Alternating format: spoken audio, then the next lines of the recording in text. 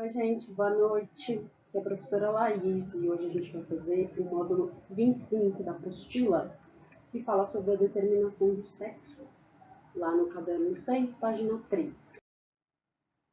Então, a determinação do sexo pode ser nos animais, né? Pode ser por cromossomos sexuais. E aí vai ser um sistema genético para determinar o sexo que tem cromossomos especiais, chamados de sexuais. Quais tipos a gente tem? O XY, o XO ou X0, o ZW e o Z0. Vou falar sobre cada um deles. Começando pelo XY, que é o mais cobrado, né? É o mais comum, que é o nosso. Então, ele ocorre nos mamíferos e nos insetos, dípteros. E os cromossomos humanos, eles são classificados em autossomos, que a gente estuda até hoje. Todas as características estudadas estavam em algum dos cromossomos autossomos. Lá nós temos, né, pensando no nosso número cromossômico de 46, nós temos 44 cromossomos autossômicos. Então, é igual, os mesmos em ambos os sexos, e estão sempre aos pares. E hoje a gente vai conhecer esse cromossomo diferente, que é o heterocromossomo, ou chamado de cromossomo sexual, que é o cromossomo X e o cromossomo Y. Eu imagino que você já tenha ouvido falar deles, né? Hoje a gente precisa organizar as ideias aí. Então, uma mulher, ela sempre vai ser portadora de 2 cromossomos X. E um homem vai ser sempre portador de um cromossomo X e de um cromossomo Y, né? Então, a fêmea é XX e o macho é XY. E agora ele está mostrando aí pra gente um cruzamento, né? Então, vamos pensar nesse macho aqui primeiro.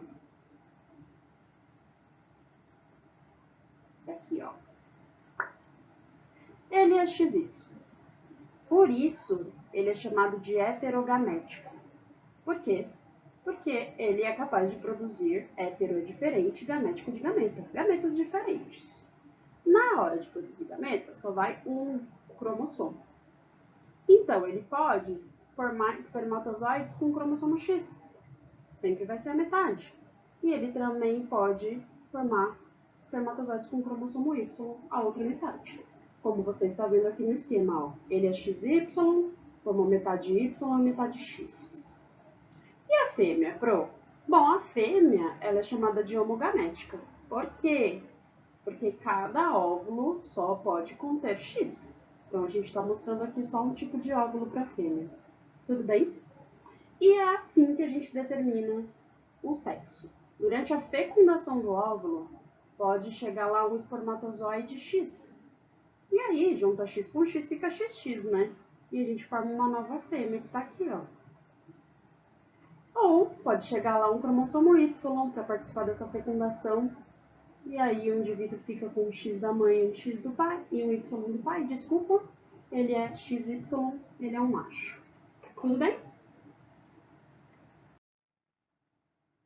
A determinação do tipo XO, primeiro, onde a gente encontra nos hemípteros, como por exemplo o percevejo, nos ortóptos, o gafanhoto, a barata, e nos nematóides, os vermes, né, como a lombriga.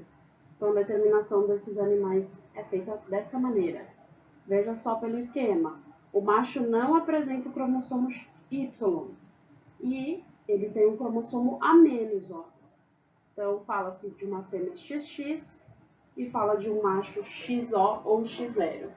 Se fôssemos pensar em número de cromossomos, o macho sempre teria um cromossomo a menos, porque ele não tem o Y, certo? Outra possibilidade é o ZW, que ocorre lá nos lepidópteros, como a borboleta, a mariposa, também acontece nos peixes, também acontece em muitas aves. E esse aqui é cobrado bastante em vestibular. Não tanto quanto o XY, mas é o segundo mais frequente. Então, fica atento com ele. Então, os cromossomos sexuais, nesse caso, eles estão invertidos. Por quê? Porque agora, quem é heterogamética é a fêmea. Olha aqui no esquema, ela é ZW. E o macho é homogamético, ele é ZZ. Então, o macho apresenta 2 cromossomos sexuais iguais, designados ZZ, enquanto a fêmea apresenta diferentes, né? É o oposto do nosso. Ela é ZW. quarto e último da determinação sexual, que ocorre nas galinhas e ocorre em répteis. É o tipo ZO ou Z0. E aí, no sistema Z0, os machos são os que têm 2 cromossomos Z, são os homogaméticos. E as fêmeas só têm um Z. Então, agora é a fêmea que vai ter sempre um cromossomo A menos. Tudo bem. Além disso, não tem outra forma não da gente determinar o sexo dos indivíduos? Preciso olhar lá sempre os cromossomos sexuais. Bom, existe um teste que é muito fácil de fazer, que é pela cromatina sexual. Basta coletarem usando um palito células da sua mucosa bucal, coloca lá no microscópio, pinga um corante, e aí a gente consegue fazer esse tipo de determinação aqui. Então, achar, falar, né, incluir lá uma cromatina sexual significa um grânulo de cromatina se destaca mais, porque ele é maior que os demais, e ele sempre está oposto à membrana nuclear. E esse grânulo vai identificar o sexo feminino, você já vai entender o porquê. Quando você olha uma célula e dentro do núcleo você acha esse grânulo denso e maior, você pode chamar de cromatina sexual ou de corpúsculo de Barr. E ele é formado, na verdade, por um cromossomo X da mulher, que vai aparecer condensado na intérfase. Lembra que as mulheres são XX? Então tem um cromossomo X condensado e o outro não. E como o homem só tem um X, ele não está condensado, né? Então, olha só. Aqui é uma célula masculina, nós não encontramos nenhum cromossomo sexual, porque ele é XY. Aqui é uma célula feminina, porque ela é XX e um desses X aparece na intérfase condensado aqui dentro do núcleo dela, né? E aqui, então uma célula feminina. E essa célula feminina com 2 corpúsculos de Barr, aí é o que a gente chama de aberração cromossômica, né? Essa mulher aqui, ela é triplo X, XXX. E aí ela tem um cromossomo descondensado e os outros 2 a gente está vendo condensado aqui dentro da célula. Tudo bem? E por fim, a última determinação sexual que a gente vai falar é a por haplodiploidismo. Ai, eu lembrei da botânica. Não, mas não é aquela alternância de geração igual da botânica, não. Calma. Isso acontece nos himenópteros, como uma abelha, uma vespa, uma formiga, né? Que formam lá populações. E a determinação sexual, ela não envolve cromossomos sexuais. Ela envolve a ploidia das células. Veja bem, o que a gente conhece lá nessa população? Nós temos a rainha, que ela é uma fêmea fértil. Nós temos zangões, que são machos férteis. E nós temos as obreiras ou operárias, que são fêmeas estéreis. Então, são esses 3 aí, os componentes de uma colmeia, por exemplo. E aí, minha gente, olha que interessante. Essa rainha, ela é fecundada fora da colmeia. E a gente chama essa fecundação, né, o momento da fecundação de voo nupcial. Aí os óvulos produzidos por essa rainha, que são haploides N, quando eles são fecundados, eles originam ovos diploides, que se transformam em larvas. Então veja só, a rainha fez óvulos, e os óvulos que foram fecundados pelos espermatozoides formaram larvas. Tudo bem? Aí essas larvas vão ter que se alimentar, né? Se a larva recebe mel e pólen, elas crescem e formam uma operária ou uma obreira, essa daqui, que é estéril. Agora, se essa larva recebe a geleia real, que é uma secreção granular produzida lá pelas glândulas das obreiras, ela vira uma rainha.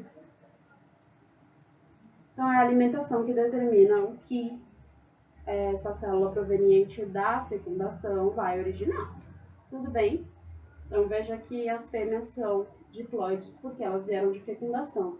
E agora o macho, professora? Olha ele aqui, o zangão N.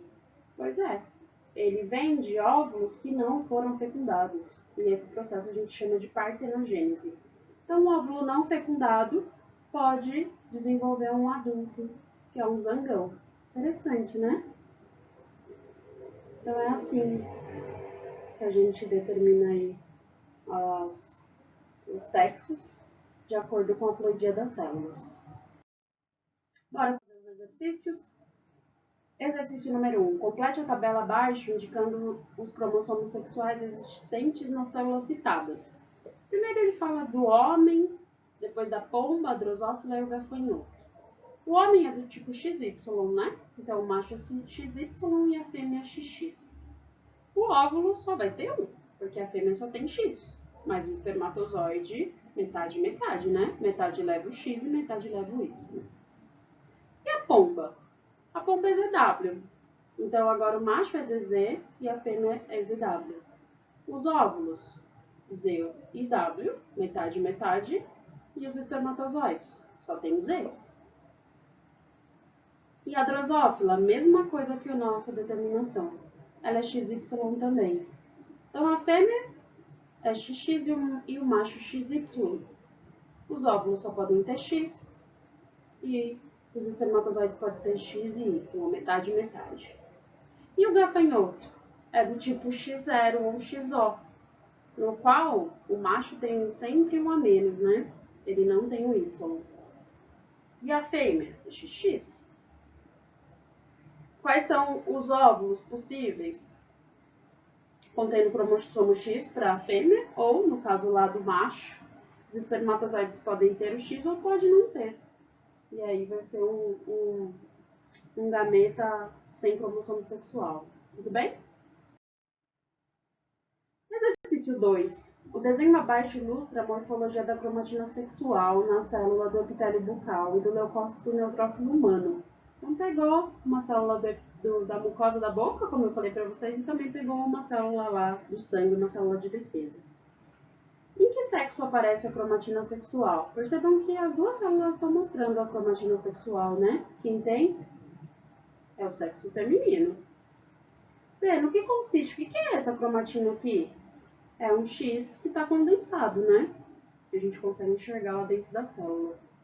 Sei, quantas cromatinas sexuais aparecem na célula epidérmica de uma mulher portadora de 3 como os cromossomos X? Então, é uma mulher triplo X. Ela vai ter 2 cromatinas sexuais.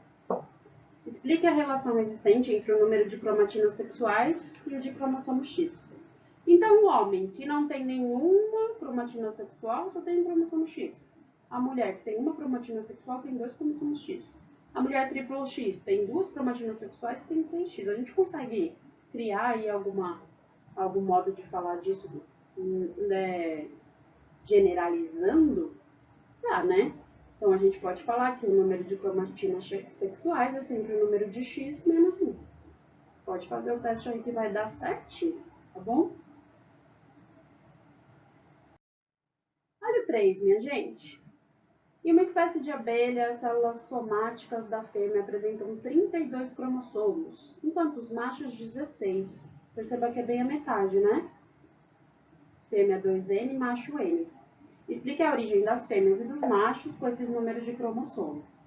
Então, nas abelhas, a determinação é por haplodiploidismo. Então, os óvulos fecundados produzem óvulos que originam as fêmeas diploides, e os não fecundados produzem os machos haploides, por partenogênese.